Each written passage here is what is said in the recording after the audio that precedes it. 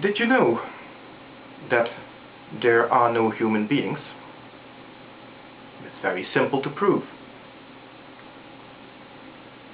Look at what a human being is, and you know that every human being will have a human being for its mother.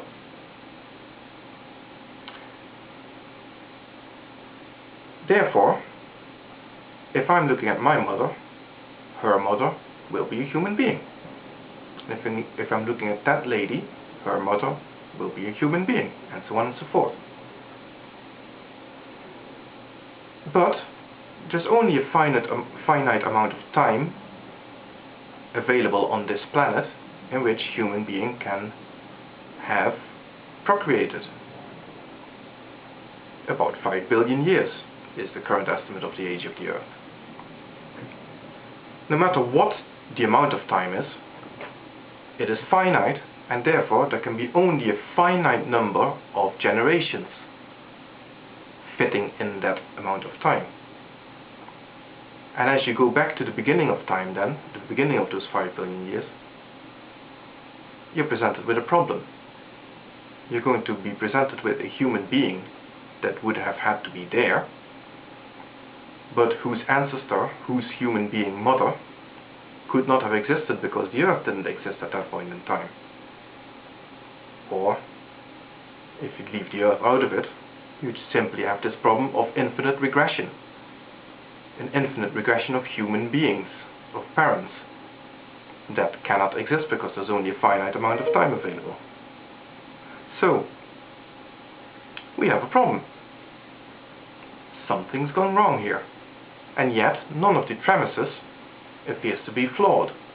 Every human does have a human being for a mother. There is only a finite amount of time for the generations.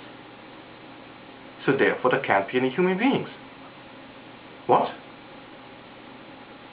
Now, in order to understand where the problem lies, you need to understand that there is a premise here. A premise in this whole logical line of reasoning that nobody mentioned, and that everybody will probably treat as blindingly obvious. And that is, give me an individual and I will be able to tell you, give me an individual, and that individual is either a human being or it is not. Obvious, isn't it? And wrong.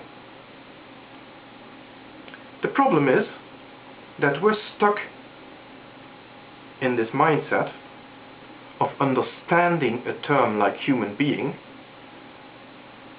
only from a current perspective. We understand it looking at a time span that covers at most about 10,000 years. And that is only even people who have really gotten into prehistory and all that sort of stuff. Most people can only build a decent picture of humanity for a period of maybe 2,000 years. They have a vague idea that there used to be Romans about, and that's about it. Now, in terms of evolution, that is peanuts. That hardly even registers. So, whenever we look at any individual over that time who's been named and recorded in history, we would clearly recognize that individual as a human being. You know, my grandmother was a human being. Julius Caesar was a human being. Akhenaten was a human being. However, it is probably best compared to climbing stairs. The way to understand why this doesn't hold over a deep time is best compared to climbing stairs. And when you're climbing stairs,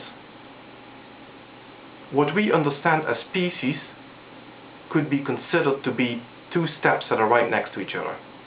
Step number 25 and 26, for example. And the term species should be understood as ability to span, to step from one step to the other. So two steps that are right next to each other are clearly of the same species, because it's very easy to step from one to the next. And of course you can climb the whole stairs from bottom to top that way, from step 1 to step 2, from step 2 to step 3, without any problem.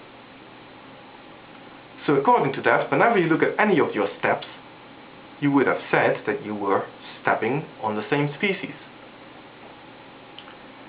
But as you start taking deep time into account, it's like trying to take 2 steps at a time, or 3 steps at a time. And the larger the step you have to make, the more you have to stretch yourself, until there comes a point where you just cannot make that stretch anymore. You cannot take 6 steps at a time. And that is how we would recognize things as different species, in quotation marks, over something like deep time. You look at any of your historical ancestors, you cannot distinguish them significantly from any living human beings today. You would have to recognize them as human beings. But if you were to take a snapshot 1,000,000 years ago and look at one of your ancestors then, you would clearly recognize them as not a human being.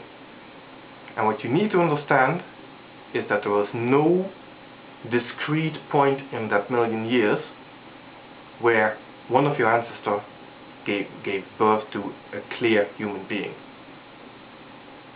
As you go further and further back in time, if you were to look at every ancestor and sort of forget what you've seen before, you would always say that their parent was a human being.